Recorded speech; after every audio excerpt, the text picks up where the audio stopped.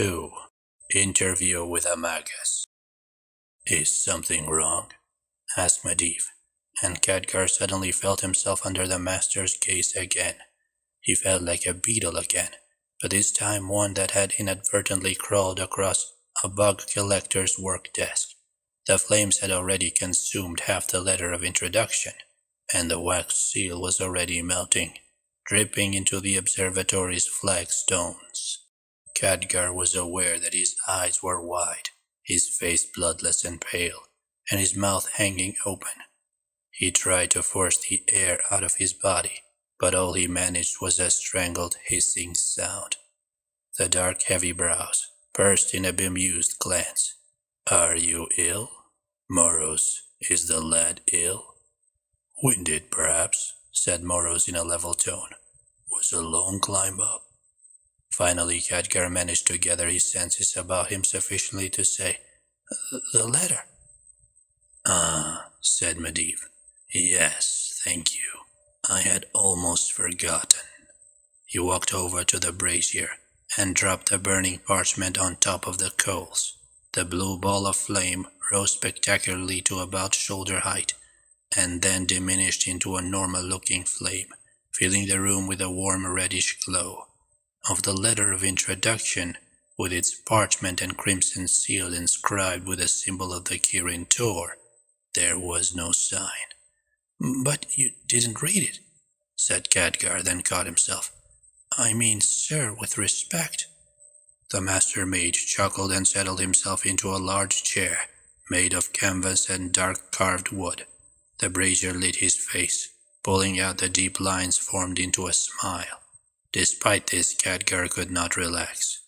Medivh leaned forward in his chair and said, O great and respected Magus Medivh, Master Mage of Karashan, I bring you the greetings of the Kirin Tor, most learned and puissant of the magical academies, guilds and societies, advisor to the kings, teachers of the learned, revelers of the secrets.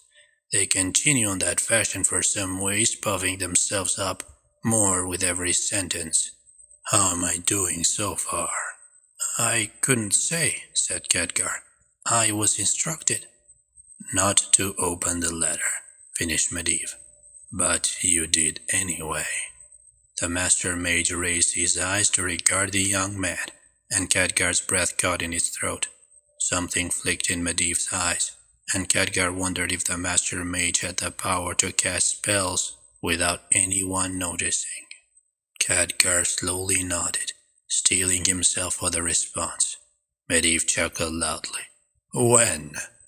On the voyage from Lordaeron to Kultiras, said Khadgar, unsure if what he said would amuse or irritate his potential mentor. We were becalmed for 2 days and curiosity got the better of you, finished Medivh again. He smiled. It was a clean white smile beneath a graying beard.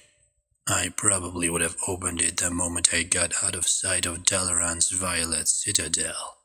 Khadgar took a deep breath and said, I considered that, but I believe they had divination spells in operation, at least at that range. And you wanted to be far from any spell or message recalling you for opening the letter. And you patched it back together well enough to fool a cursory examination, sure that I would likely break the seal straight away and not notice your tampering.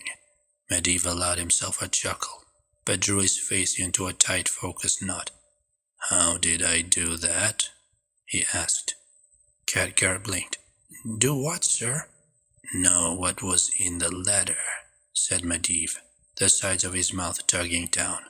The letter I just burned says that I will find the young man Khadgar the most impressive in his deduction and intelligence. Impress me. Khadgar looked at Medivh, and the jovial smile of a few seconds before had evaporated. The smiling face was now the more primitive stone god, judgmental and unforgiving. The eyes that had been tinged with mirth earlier now seemed to be barely concealing some hidden fury. The brows knitted together like the rising thunderhead of a storm. Khadgar stammered for a moment, then said, You read my mind. Possible, said Medivh, but incorrect. You're a stew of nerves right now, and that gets in the way of mind reading. One wrong. You've gotten this sort of letter before, said Khadgar.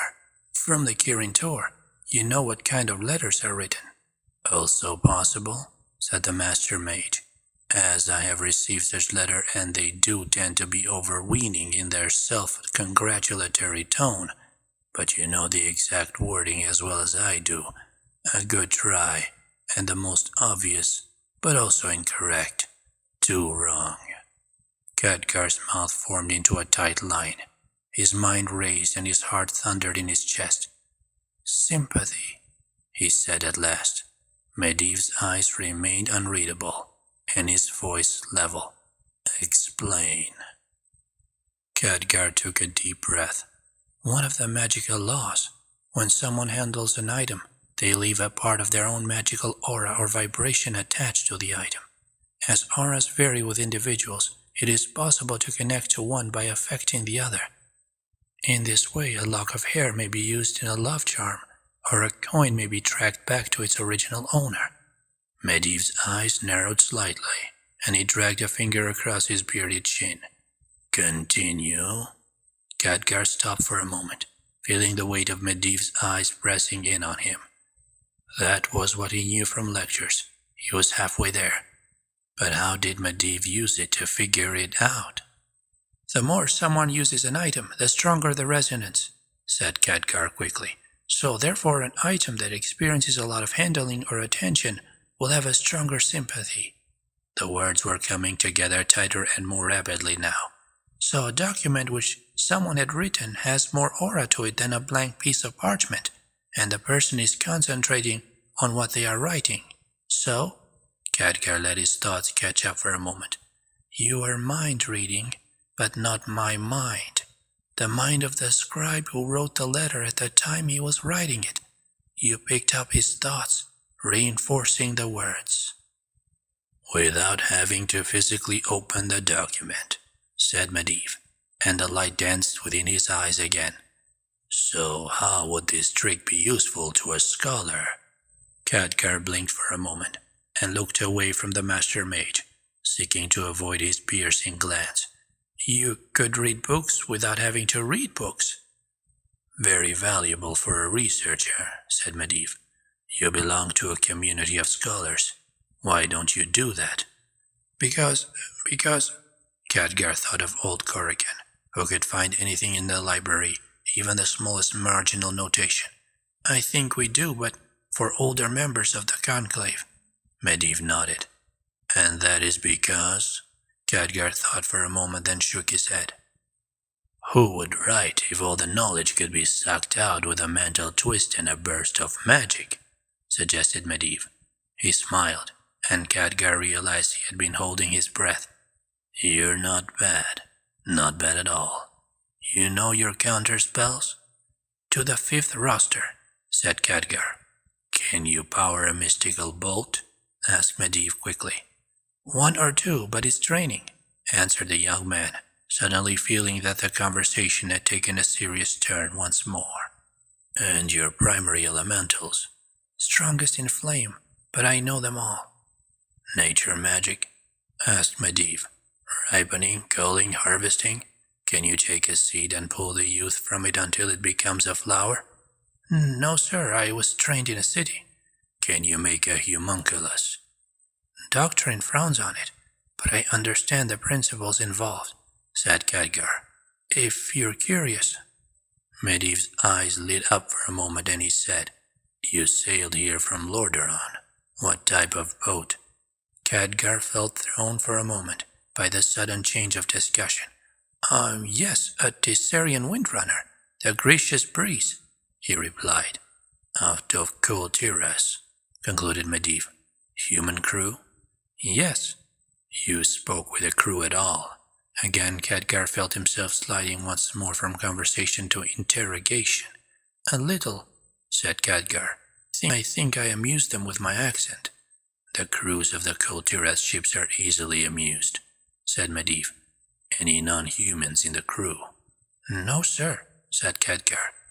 The Tessarians told stories of fishmen. They called them murlocs. Are they real? They are, said the magus. What other races have you encountered, other than variations of humans? Some gnomes were in Dalaran once, said Khadgar, and I've met dwarven artificers at the Valded Citadel. I know dragons from the legends. I saw the dragon's skull in one of the academies once. What about trolls or goblins? Said Medivh.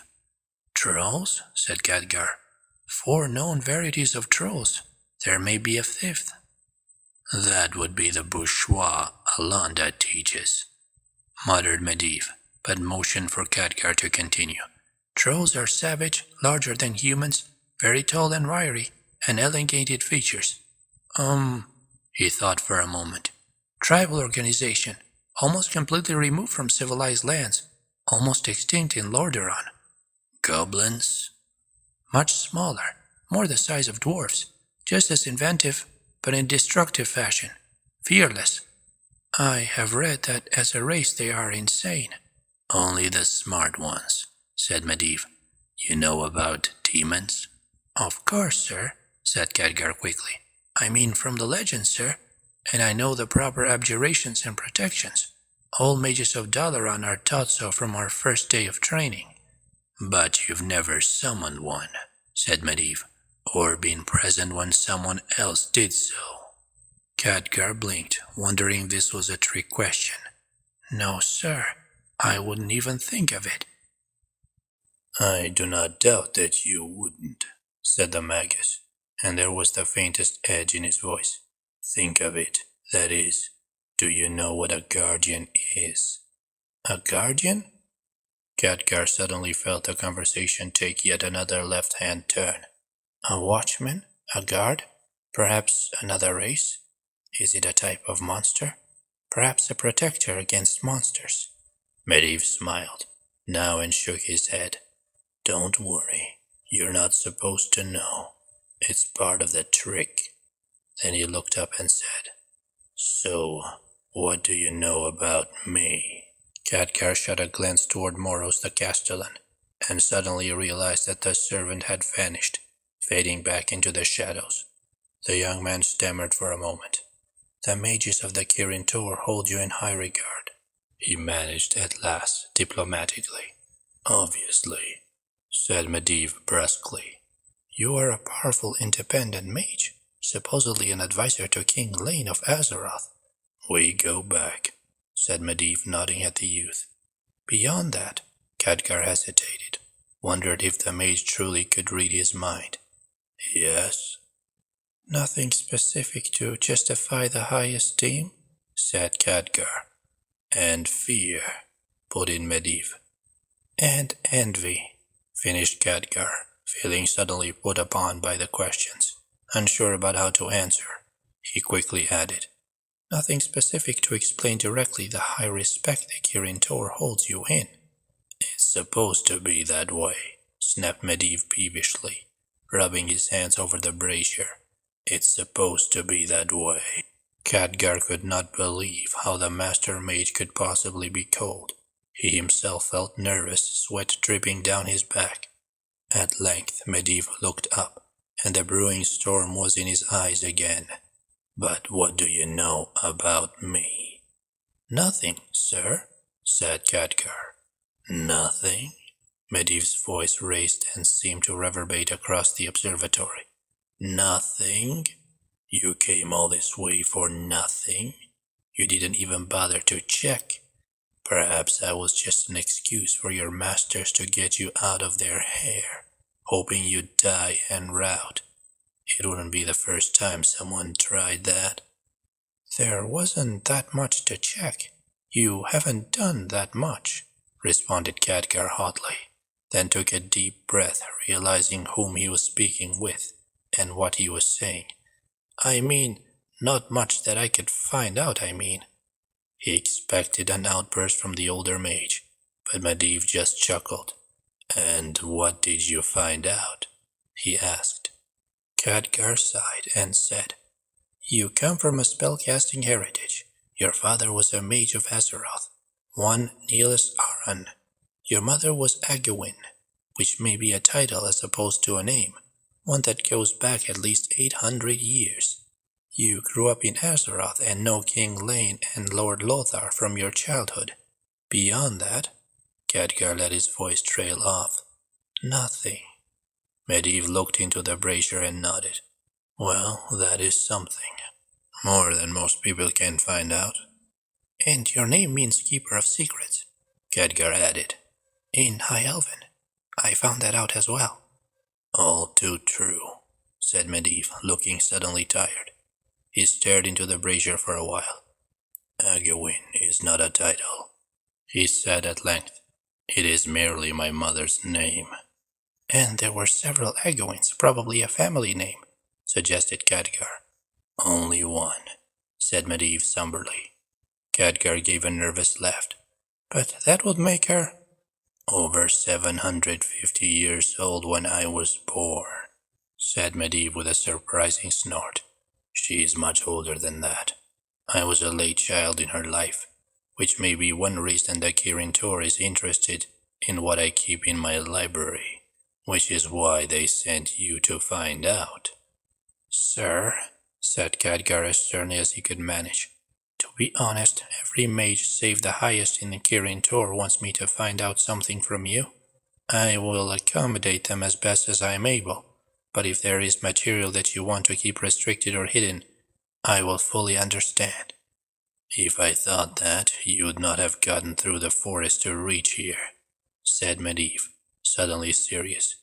I need someone to sort and organize the library, for starters.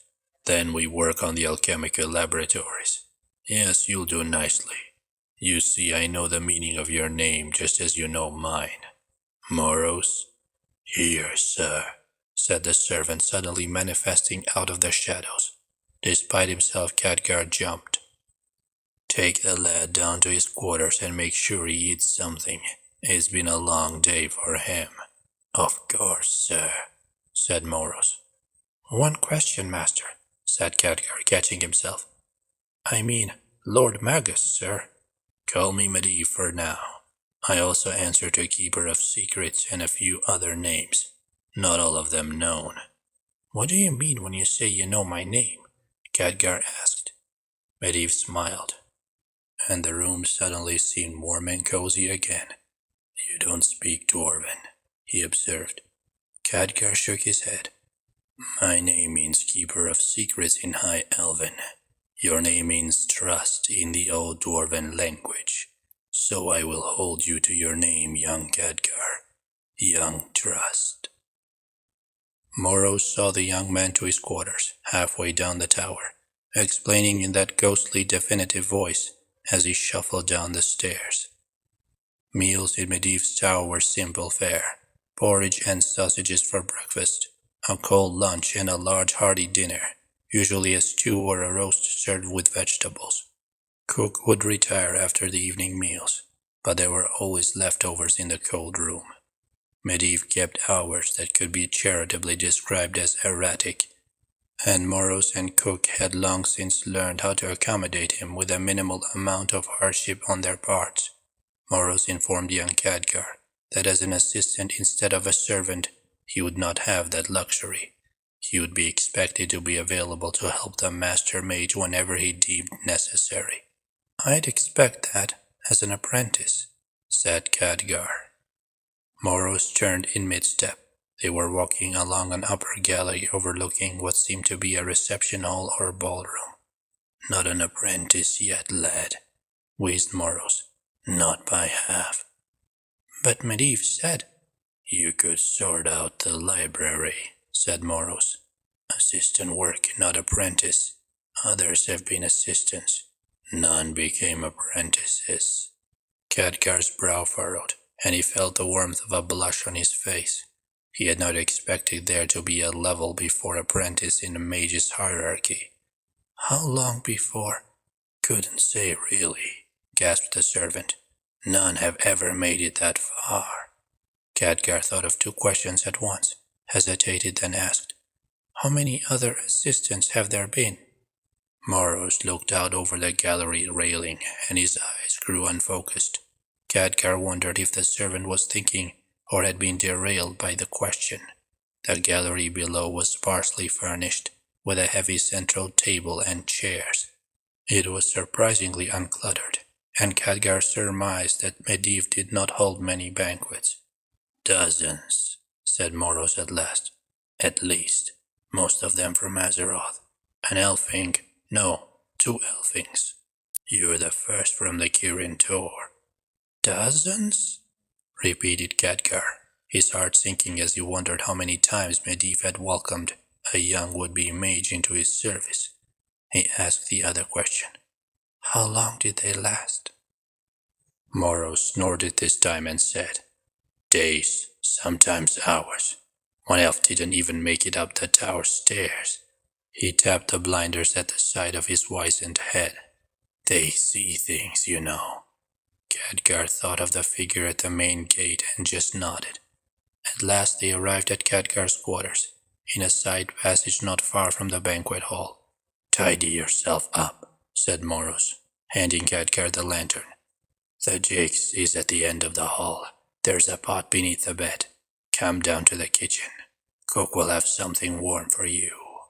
Khadgar's room was a narrow wedge of the tower, more suitable to the contemplations of a cloistered monk than a mage. A narrow bed along one wall, and an equally narrow desk along the other with a bare shelf above. A standing closet for the clothes. Khadgar tossed his rucksack into the closet without opening it, and walked over to the thin window. The window was a slim slice of leaded glass, mounted vertically on a pivot in the center. Khadgar pushed on half and it slowly pushed open, the solidifying oil in the bottom mount oozing as the window rotated. The view was from still high up the tower side, and the rounded hills that surrounded the tower gray and bare in the light of the twin moons. From this height it was obvious to Khadgar that the hills had once been a crater, worn and weathered by the passage of the years. Had some mountain been pulled from this spot like a rotted tooth? Or maybe the ring of hills had not risen at all, but rather the rest of the surrounding mountains had risen faster, leaving only this place of power rooted in this spot. Khadgar wondered if Medivh's mother was here when the land rose or sank, or was struck by a piece of the sky. 800 years was long even by the standards of a wizard. After 200 years, most of the old objects' lesson taught. Most human mages were deathly thin and frail. To be 750 years old and bear a child. Khadgar shook his head and wondered if Medivh was having him on.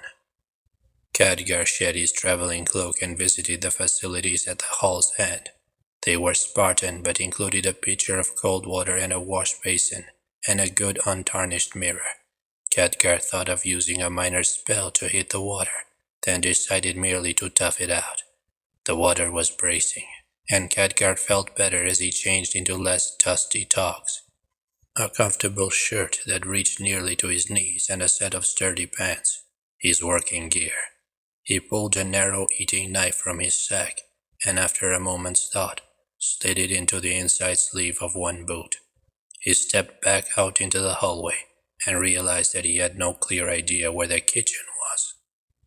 There had been no cooking shed out by the stables, so whatever arrangements were likely within the tower, probably on or near the ground level, with a pump from the well, with a clear path to the banquet hall, whether or not the hall was commonly used. Khadgar found the gallery above the banquet hall easily enough, but had to search to find the staircase, narrow and twisting in on itself, leading to it. From the banquet hall itself he had a choice of exits. Khadgar chose the most likely one and ended up in dead-end hallway, with empty rooms on all sides, similar to his own. A second choice brought a similar result. The third led the young man into the heart of a battle. He did not expect it.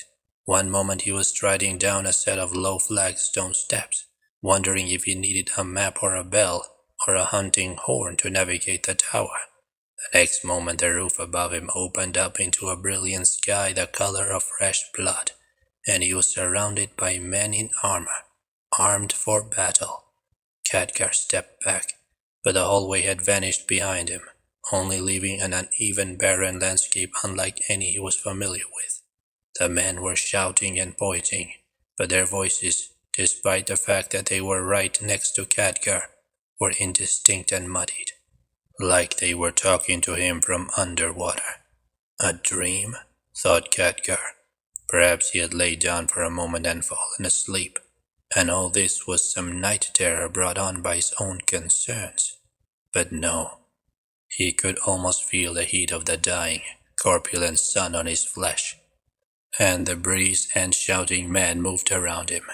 It was as if he had become unstruck from the rest of the world, occupied his own small island, with only the most tenuous of connections to the reality around him, as if he had become a ghost. Indeed, the soldiers ignored him as if he were a spirit. Khadgar reached out to grab one on the shoulder, and to his own relief, his hand did not pass through the battered shoulder plate. There was resistance, but only of the most amorphous sort. He could feel the solidity of the arm, and if he concentrated, feel the rough ridges of the dimpled metal. These men fought, Khadgar realized, both hard and recently. Only one man in three was without some form of rude bandage, blood-stained badges of war sticking out from beneath dirty armor and damaged helms. Their weapons were notched as well, and spattered with dried crimson. He had fallen into a battlefield. Khadgar examined their position. They were atop a small hillock, a mere fold in the undulating plains that seemed to surround them. What vegetation existed had been chopped down and formed into crude battlements, now guarded by grim-faced men. This was no safe redoubt, no castle or fort. They had chosen this spot to fight only because there was no other available to them. The soldiers parted as their apparent leader, a great white-bearded man with broad shoulders, pushed his way through. His armor was as battered as any, but consisted of a breastplate bolted over a crimson set of scholar's robes, of the type that would not have been out of place in the halls of the Kirin Tor. The hem, sleeves, and vest of these crimson robes were inscribed with the runes of power, some of which Khadgar recognized, but others which seemed alien to him. The leader's snowy beard reached almost to his waist, obscuring the armor beneath, and he wore a red skull cap with a single golden gem on the brow. He held a gem-tipped staff in one hand, and a dark red sword in the other.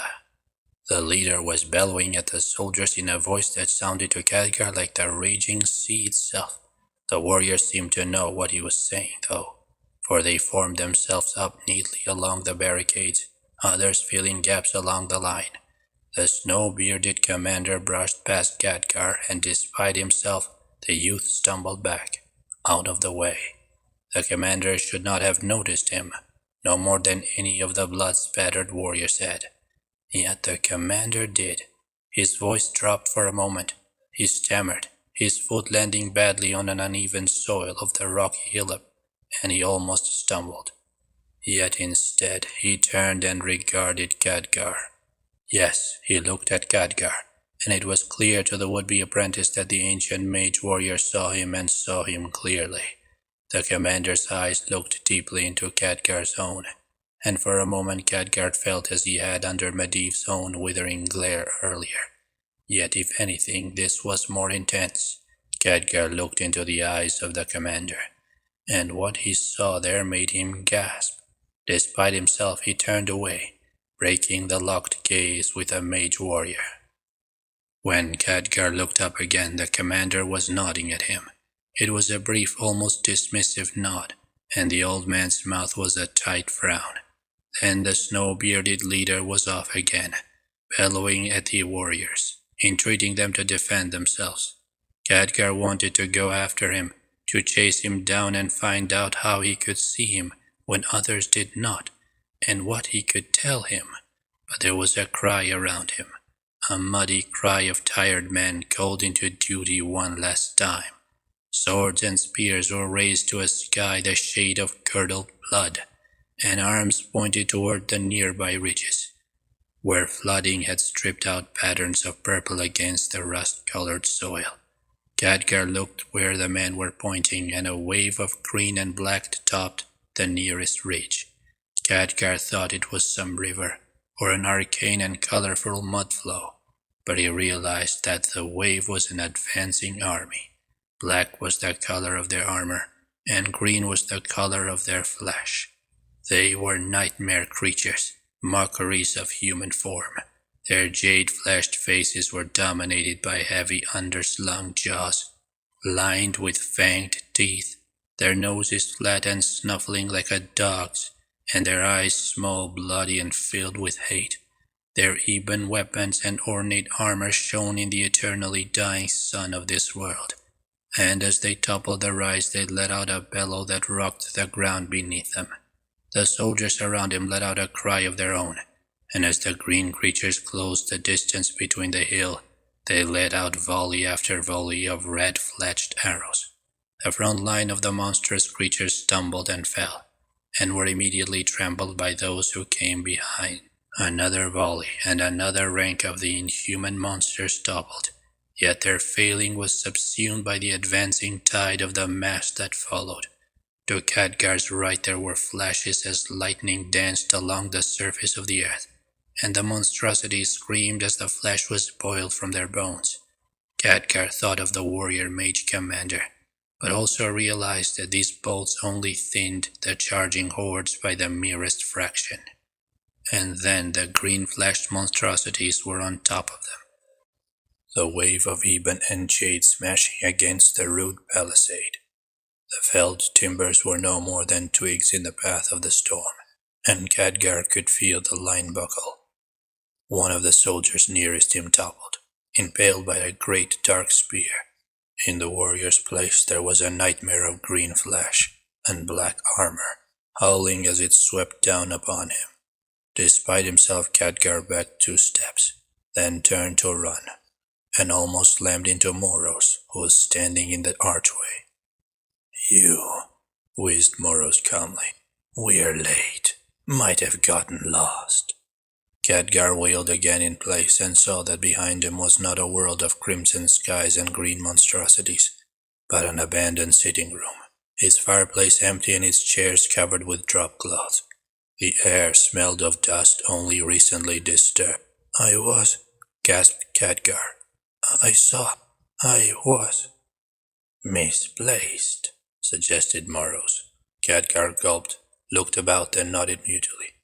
"Late supper is ready," groaned Moros. "Don't get misplaced again now." And the dark-clad servant turned and glided quietly out of the room. Khadgar took one last look at the dead-end passage he had stumbled into. There was no mystic archways or magical doorways. The vision, if it was a vision, had ended with a suddenness only to be equaled by its beginning.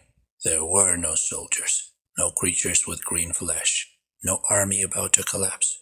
There was only a memory that scarred Khadgar to his core. It was real. It had felt real. It had felt true. It was not the monsters or the bloodshed that had frightened him. It was the mage warrior, the snow-haired commander that seemed to be able to see him, that seemed to have looked into the heart of him and found him wanting. And worst of all, the white-bearded figure in armor and robes had Khadgar's eyes.